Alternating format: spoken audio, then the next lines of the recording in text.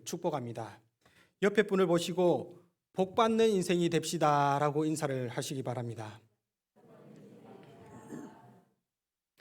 이 시간 저주를 받으리라는 제목을 가지고 함께 말씀을 나누고자 합니다.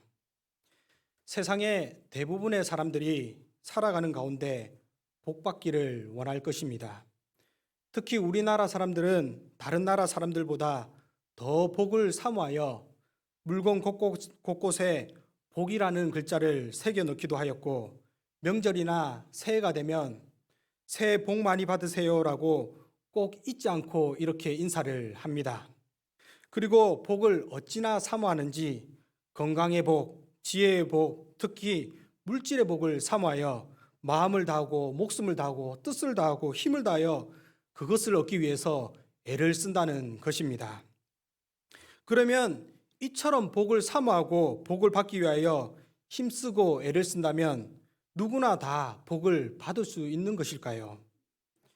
예전에 찰스 핀이라는 사람이 있었습니다. 그가 변호사 시험에 합격하고 변호사 연수 교육을 받던 중에 그에게 하나님의 음성이 들려왔습니다. 핀이야, 내가 교육 과정을 마치고 나면 무엇을 할 작정이냐?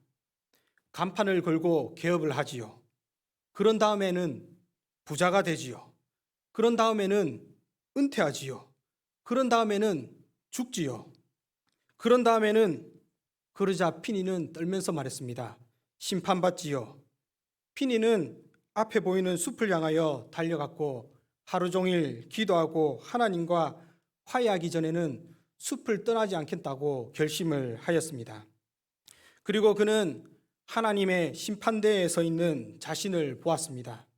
4년 동안 법률 공부를 해왔으나 이는 이 세상의 것들을 즐기기 위해서 살아온 이기적이고 허영에 찬 자신의 삶이었던 것이었습니다. 피니는 오랫동안 갈등 끝에 하나님의 영광을 위하여 살고 그분을 영원히 즐겁게 하리라는 결심을 하고 나서 그날 저녁에 숲에서 나왔습니다.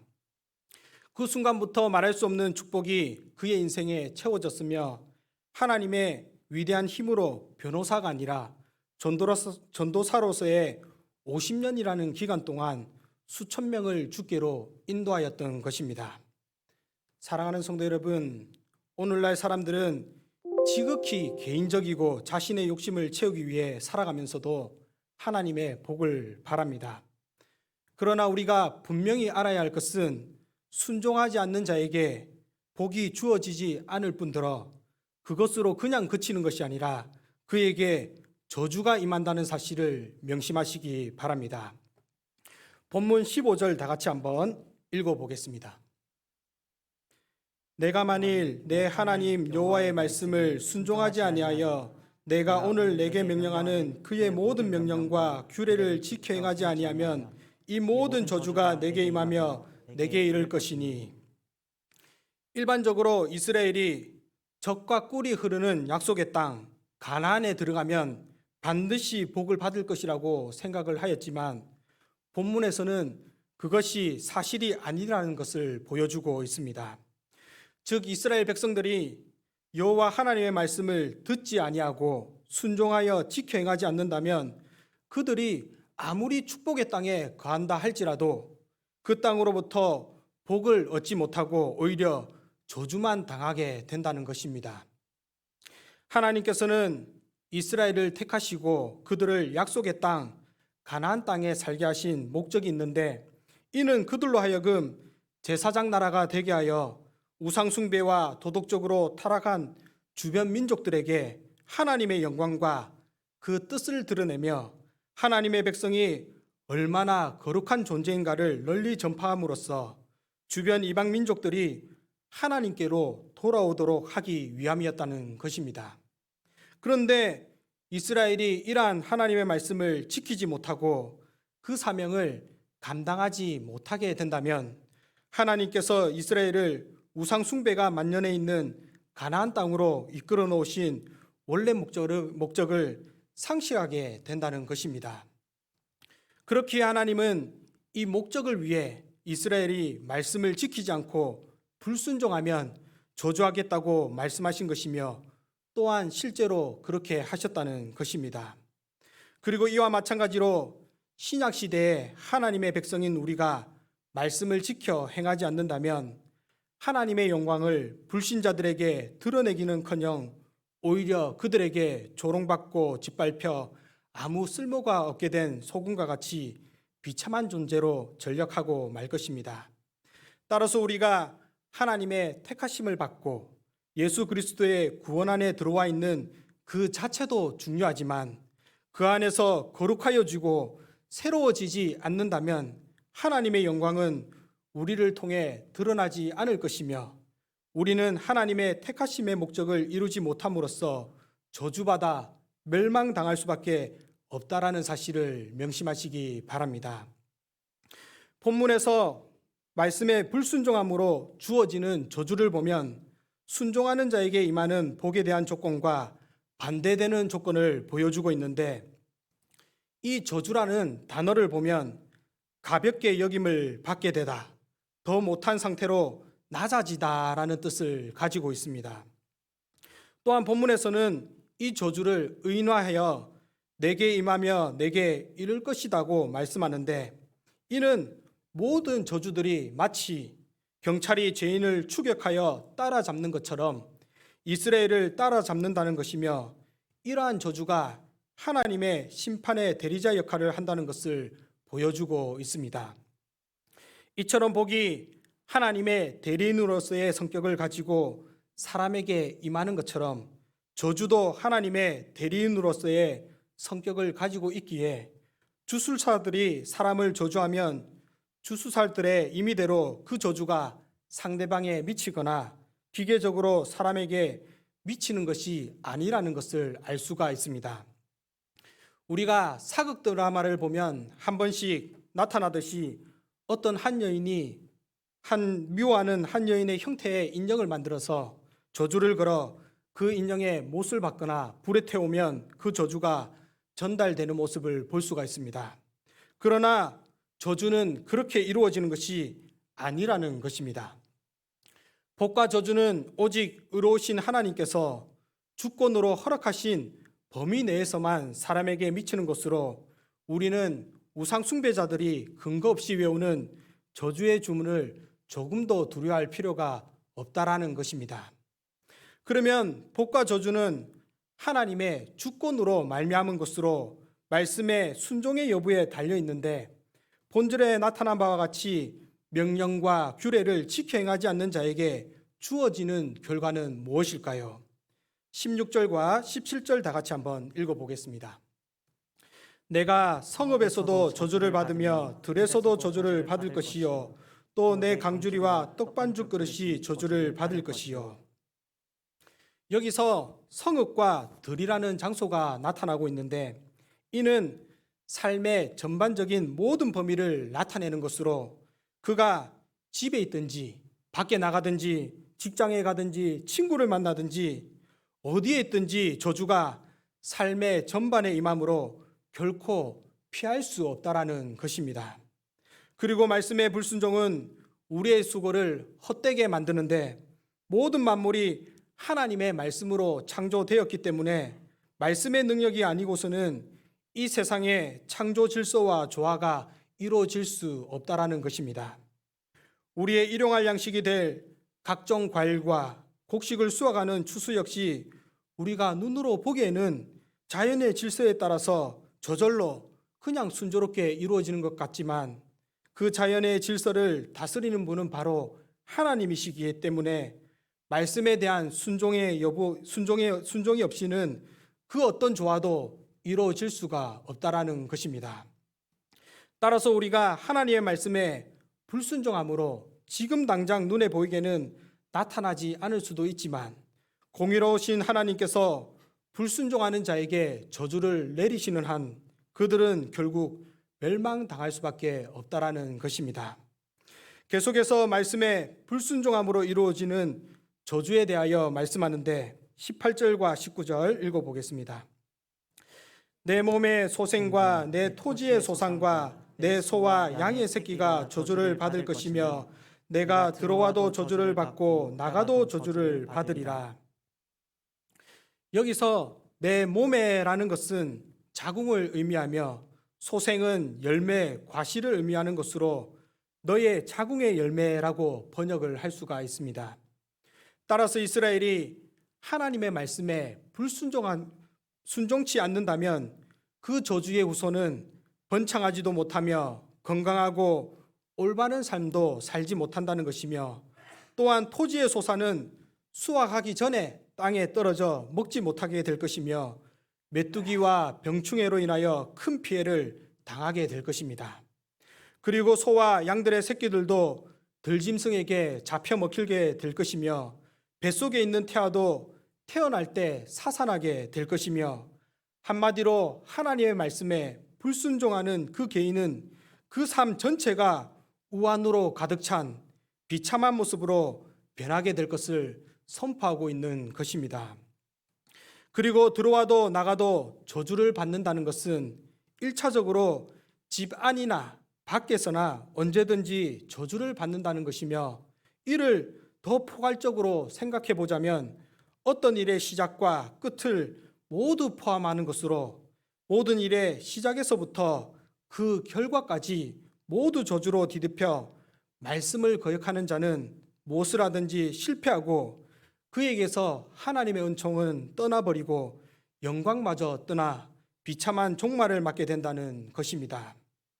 사랑하는 성도 여러분, 오늘날 많은 사람들이 하나님의 말씀에 관하여 들을 때 하나님이 주시는 복만을 생각하여 그저 잘 될 것이다, 그저 복받을 것이다 라고 하지만 정작 중요한 저주에 관하여서는 회피한다는 것입니다. 어떻게 보면 악을 행하거나 여호와 하나님을 잊음으로 인하여 발생하는 저주가 더 중요하다고 할 수가 있는 것인데, 우리는 단지 저주에 대한 부정적인 선입견으로 이를 주의 깊게 살펴보거나 생각해 보지 않는다는 것입니다. 성도 여러분, 하나님께서 말씀하신 저주의 말씀이 우리가 회피한다고 이루어지지 않고 그냥 지나가는 것입니까? 하나님께서 선포하신 말씀은 어떠한 상황에 놓여 있다 할지라도 1.1획도 사라지지 아니하고 반드시 이루어진다는 것입니다. 우리가 이를 생각해 본다면 하나님께서 말씀하신 복뿐만 아니라 저주의 말씀도 복의 말씀 못지않게 주의 깊게 살펴보아야 할 것입니다. 계속해서 불순종하는 자에게 주어지는 저주에 대하여 말씀하는데 20절 말씀 다 같이 한번 읽어보겠습니다. 내가 악을 행하여 그를 잊음으로 내 손으로 하는 모든 일에 여호와께서 저주와 혼란과 책망을 내리사 망하여 속히 파멸하게 하실 것이며, 하나님의 말씀을 거역하고 언약을 지키지 않는 자에게 철저한 심판이 내려지는데 그가 악을 행함으로 망하고 속히 파멸하게 될 것이며, 또한 하나님의 백성이 하나님을 잊었기에 이러한 저주가 내려진다는 것입니다. 본절에 보면 그를 잊음으로라는 말이 나타나는데, 이는 하나님의 백성이 왜 그토록 죽음에 이르기까지 철저하게 멸망당하게 되는지에 대한 근본적인 이유를 말하는 것으로 이를 직역해 보자면 왜냐하면 내가 나를 버리고 떠났기 때문이다 라고 할 수가 있습니다. 이는 한글 성경이 번역한 것보다 더 구체적이고 실제적인 행동을 표현한 것으로 있다라는 것은 정신적인 면을 나타내는 반면에 버리고 떠났다는 것은 삶의 모든 태도에서 하나님을 버린 것을 보여줄 뿐만 아니라 더 나아가서는 하나님을 배반하고 이방의 우상을 따르는 폐역한 삶의 태도를 가지게 되었다는 사실을 말씀합니다. 사랑하는 성도 여러분, 현재 우리가 행하는 모습들을 한번 생각해 보십시오. 우리는 머리로는 하나님의 말씀을 따라 사는 것이 복받는 삶이라고 생각을 하지만 정작 실생활에 들어가서는 세상의 가치관을 따라 행하는 삶이 더 복된 삶이라고 생각하기에 그렇게 살지 않는다는 것입니다. 이러한 잘못된 생각들은 자신뿐만 아니라 우리의 자녀들을 향하여서도 나타나는데, 부모는 자녀를 향하여 공부를 열심히 하면 좋은 성적을 받고 좋은 대학에 갈 수 있으며 좋은 대학에 가면 좋은 직장에 취직을 하여 복을 받는다고 말합니다. 물론 하나님의 자녀가 열심히 공부해서 좋은 대학에 가고 나중에 좋은 직장에 가게 되는 것, 그것을 통하여 하나님께 영광을 돌리는 것이 맞습니다. 그리고 그것이 복된 삶인 것입니다. 그런데 문제는 공부하는 데 있어 하나님의 말씀보다 공부 그 자체를 더 중요시 여겨 예배를 드리지 않거나 예배를 소홀히 하면서도 그것이 복받는 것이라고 생각한다는 것입니다. 오늘날 우리 자녀들과 우리 자신을 한번 보십시오. 무엇을 위하여 살고 있습니까?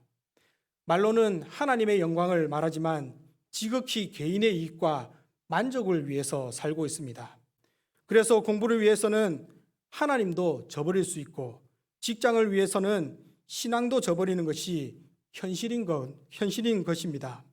그런데 더 심각한 것은 이러한 자신의 모습을 깨닫지 못할 뿐더러 자녀에게도 이러한 잘못된 생각을 전수하고 있다는 것입니다.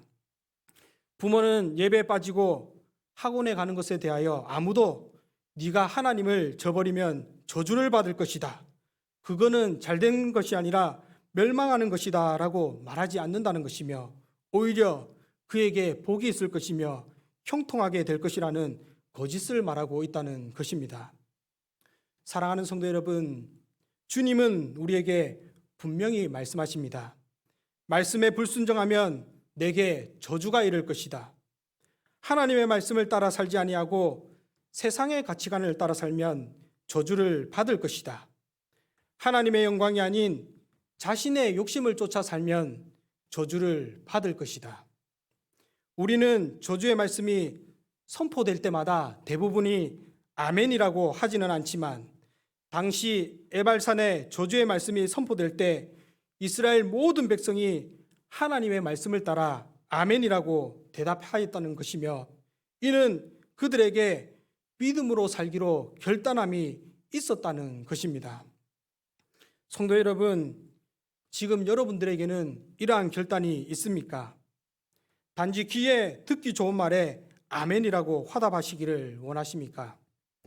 제가 어린 시절에 집에서 토끼를 4마리 키웠었는데 그 당시에는 잘 몰라서 토끼는 토끼풀을 먹어야 된다고 생각하여 토끼에게 토끼풀만 이렇게 뽑아서 준 적이 있습니다.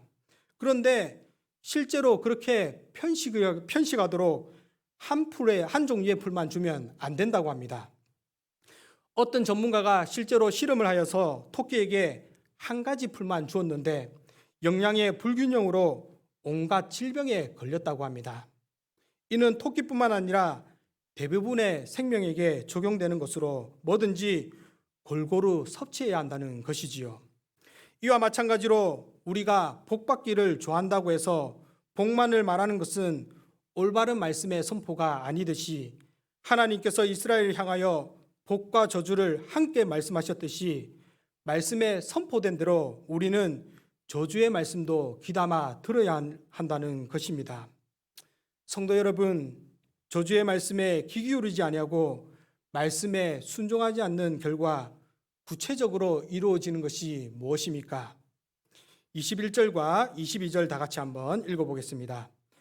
여호와께서 내 몸에 연병이 들게 하사 내가 들어가 차지할 땅에서 마침내 너를 멸하실 것이며 여호와께서 폐병과 열병과 염증과 학질과 한재와 풍재와 썩는 재앙으로 너를 치시리니 이 재앙들이 너를 따라서 너를 진멸하게 할 것이라. 요수아는 가나안 땅을 점령하기 위하여 장장 5년이라는 기나긴 시간을 투자하여 가나안 족속들과의 전쟁을 하였습니다. 물론 가나안 정복 전쟁에서 이스라엘의 전사자나 피해자가 그리 많지는 않았지만 가나안을 얻기 위하여 이스라엘은 피 흘리는 치열한 전투를 하였습니다. 이렇게 치열한 전투를 통해 얻게 된 가나안이지만 만약 이스라엘이 하나님의 말씀을 지켜 행하지 아니하고 악을 행하며 그분의 거룩한 영광을 추구하지 않는다면 피땀 흘려 많은 것을 얻을지라도 그 수고는 헛될 수밖에 없는 것이며 행복과 만족감을 누리지 못하게 될 것입니다. 그리고 그뿐만 아니라 하나님께 징계를 받게 될 것인데, 여기서 하나님이 너를 치신다라는 것은 때리다라는 의미뿐만 아니라 죽이다라는 의미로서 단순히 손으로 치는 수준이 아니라 죽음과 멸망에까지 이르게 할 것이라는 사실입니다. 계속해서 22절에 나타난 저주를 살펴보면 7가지의 질병의 재앙이 나오는데, 이 중에 4개는 삶에 대한 것이며 나머지는 식물에 대한 것입니다. 그리고 재앙이 히브리인에게 있어 완전함을 상징하는 숫자인 7개로 소개되고 있는 것은 하나님께서 내리시는 저주의 전체성과 함께 그 재앙을 당하게 되는 자의 악함이 극에 달한 상태임을 나타내고 있습니다. 먼저 구체적인 저주로는 폐병인데, 이는 여위게 하다, 쇠약하게 하다라는 것으로 힘이 상실되고 소모되게 만드는 병으로 당시 치료의약품이 발달되지 않았던 고대 세계에서 치명적인 질병이었던 폐결핵을 말씀하고 있습니다. 그리고 열병은 불이 일어나다라는 의미로서 고열과 오한을 동반하는 장티푸스로 추정되며, 학질은 불태우다라는 의미로 몸을 태워버린다는 느낌이 들 정도로 고열이 나는 염증을 동반한 병으로 추정됩니다. 그리고 한재는 칼이나 난리라는 뜻으로 가뭄을 뜻하며, 풍재는 곡시륵을 시들게 하여 말라 죽게 하는 병으로서 팔레스틴에서 동쪽 아라비아 사막에서 불어오는 고온 건조한 바람에 의해 타들어가는 피해를 입는 경우가 많았으며, 마지막으로 썩는 재앙은 곰팡이라는 뜻으로 팔레스틴 지방의 농작물 재배에 심각한 피해를 주던 곰팡이 종류의 병충해로서 이 3가지 재앙은 모두 농작물에 임하는 자연재해입니다. 우리가 보는 바와 같이 이 모든 재앙은 하나님의 말씀에 불순종하는 언약 백성은 물론이며 그들의 생활에 근거지로 주어졌던 젖과 꿀이 흐르는 가나안 땅조차도 곰핏하게 하시는 하나님의 의지를 보여주는 것입니다. 사랑하는 성도 여러분, 언약의 땅이 상징하는 하나님의 나라는 하나님의 진리를 쫓으며 진리의 열매를 거두는 하나님의 백성들이 사는 곳이기에, 그 백성이 자신들의 신분을 잃어버리고 진리가 아닌 것을 추종한다면 하나님께서는 그러한 자들을 용납하지 않으시고 그 나라에서 진멸시켜 버리신다는 것입니다. 따라서 패역한 자에 대한 하나님의 저주와 심판은 구약 성경뿐만 아니라 신약의 가르침 속에서도 분명하게 나타나는 바, 오늘 살아가는 성도들이 하나님의 말씀을 거역할 때 임하는 저주가 자연적으로 우연히 임하는 것이 아니라 하나님의 의지라는 사실을 분명히 인식하시기를 바랍니다. 계속해서 불순종하는 자에게 임하는 저주에 대하여 말씀하는데 23절과 24절 다 같이 읽어보겠습니다. 내 머리 위에 하늘은 노시 되고 내 아래의 땅은 철이 될 것이며 여호와께서 비 대신에 티끌과 모래를 내 땅에 내리시리니 그것들이 하늘에서 내 위에 내려 마침내 너를 멸하리라. 고대에서 가장 강력한 금속은 철과 노시였는데, 하나님께서 하늘과 땅에 각각 녹과 철이 되게 하시겠다고 말씀하시는 것은 하늘에서 비를 내리지 않게 하시고 심지어 이슬도 내리지 않는 극심한 가뭄으로 땅을 마치 쇠덩이처럼 단단하게 만들어 버리시겠다는 것이며, 이러한 땅에서는 그 어떠한 곡식도 자라지 못하게 되어 사람들과 가축들은 고통을 당하게 될 것입니다. 그리고 생명에게 필요한 비는 내리지 않고 그것을 대신하는 티끌과 모래가 땅에 내릴 것인데, 이는 극심한 가뭄과 더불어 동반하는 강한 흙먼지 폭풍을 말하는 것으로 아프리카 지중해 쪽으로 불어오는 뜨거운 사막바람이 가나안 땅을 강타하면서 먼지와 모래가 가나안 땅을 뒤덮을 것이며, 그로 인하여 농작물과 가축들이 큰 피해를 당하게 된다는 것입니다. 제가 예전에 아프리카 가나라는 곳에 있었을 때 한 번씩 하마탄이라는 모래바람이 불어올 때가 있었습니다. 이 모래바람이 불어오기 시작하면 사람들과 가축들에게 여러 가지로 피해를 주는데, 이때는 농작물뿐만 아니라 이러한 모래바람이 바람을 많이 마시게 되면 오늘날 현대에 들어서 우려하듯이 오염된 공기를 마시게 되므로 온갖 질병을 일으키게 되고, 이로 인하여 고통 속에서 오래 살지 못하는 결과를 가져오게 된다는 것입니다. 사랑하는 성도 여러분, 이제 말씀을 맺고자 합니다. 우리가 이 세상을 살아가는 목적이 무엇입니까? 세상 가운데 성도가 살아가는 목적은 하나님을 영화롭게 하며 그를 영원토록 즐거워하는 것입니다. 그러면 여러분은 그 목적을 위하여 살아왔고 지금도 그것을 위하여 현재를 살아가고 있습니까? 아니면 말로는 하나님의 영광을 말하지만 지극히 개인의 영광과 개인의 욕심을 채우기 위하여 살아가고 있습니까? 오늘날 우리의 실생활의 모습에 들어가 보자면 많은 성도들이 지극히 세상적인 삶을 살아가고 있습니다. 그래서 가시적으로는 교회에 열심히 나오지만 그의 삶의 가치관은 지극히 세상적이라는 것입니다. 그래서 우리가 다 알듯이 툭 까놓고 말해보자면 코로나가 계속되는 가운데 직장을 빠지면 생계가 어려워서 큰일이 나고, 교회에 안 나와도 생계가 문제가 없으니 괜찮고, 몸이 좀 피곤해도 직장을 빠지면 눈치가 보이니 가야 하고, 교회는 몸이 좀 안 좋은데 그럼 나가서 더 골병 들고 죽으란 말인가 라는 생각으로 안 가도 그만이라는 것입니다. 특별히 얼마 전 수능이 끝났는데 오늘날 학생들은 수능이나 대입시가 하나님보다 더 중요해서 중요한 수능이 있으니 끝나고 신앙생활을 열심히 하면 되지라는 생각으로 신앙생활은 잠시 보류해도 된다는 것입니다. 그리고 신앙이 있다는 부모도 그러한 자녀의 생각과 행동에 대하여 네가 공부를 함에 있어 예배를 소홀히 하고 좋은 성적을 받고 좋은 대학에 가고 좋은 직장에 취직하여 풍요롭게 살게 되는 것, 그 결과는 축복이 아니라 저주라는 것을 알면서도 그렇게 살면 하나님의 저주를 받아 망하게 될 것이다 라고 말하지 않는다는 것이며, 오히려 네가 좋은 대학에 들어가고 좋은 직장에 가는 것이 사람들의 본이 되므로 하나님께 영광을 돌리는 것이다 라고 하며 그저 세상의 폐역한 삶의 태도를 따라 좋은 대학, 좋은 직장에 가는 것이 하나님보다 더 중요시 여기는 삶을 살고 있다는 것입니다. 그러면서도 우리는 말합니다. 내가 마음으로는 진정으로 하나님을 섬기고 있다. 내가 하나님을 외면하는 것이 아니다. 이것을 통하여 하나님께 영광을 돌릴 것이다. 성도 여러분, 무엇이 하나님의 뜻입니까? 구약의 불순종함으로 심판을 받은 이스라엘 백성들도 하나님을 안 섬긴 게 아닙니다.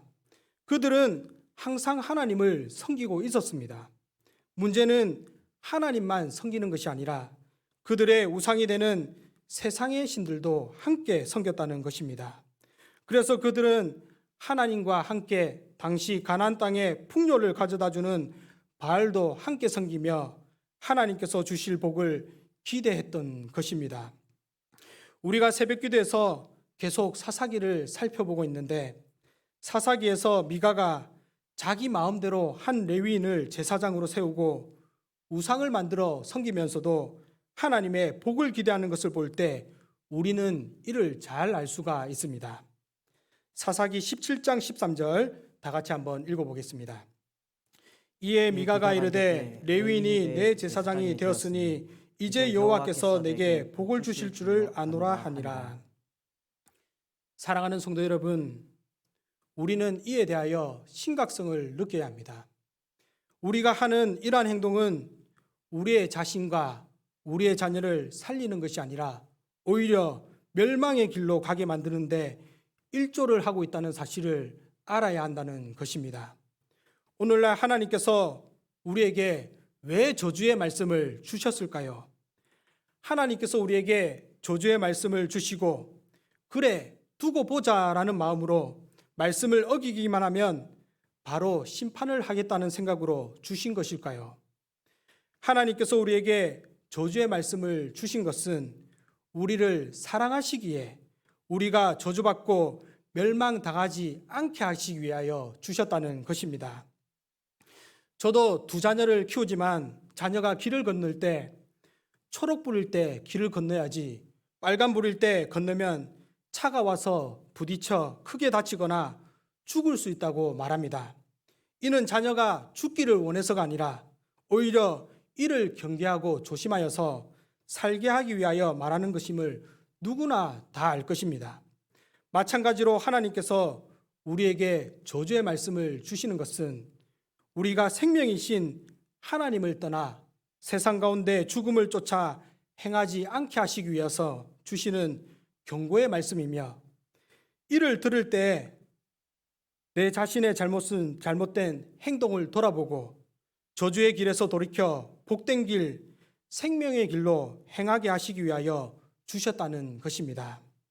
따라서 우리가 오늘 주신 말씀을 들을 때 그 마음에 바치는 것으로 인하여 내 마음을 강팍하게 만들 것이 아니라 참으로 내가 살아온 생활을 돌아봄으로 나의 잘못된 행실들을 깨닫고 그 길에서 속히 돌이킴으로 하나님의 참된 자녀로서 저주가 아닌 참으로 복된 길로 행하는 저와 여러분들이 다 되시기를 바랍니다.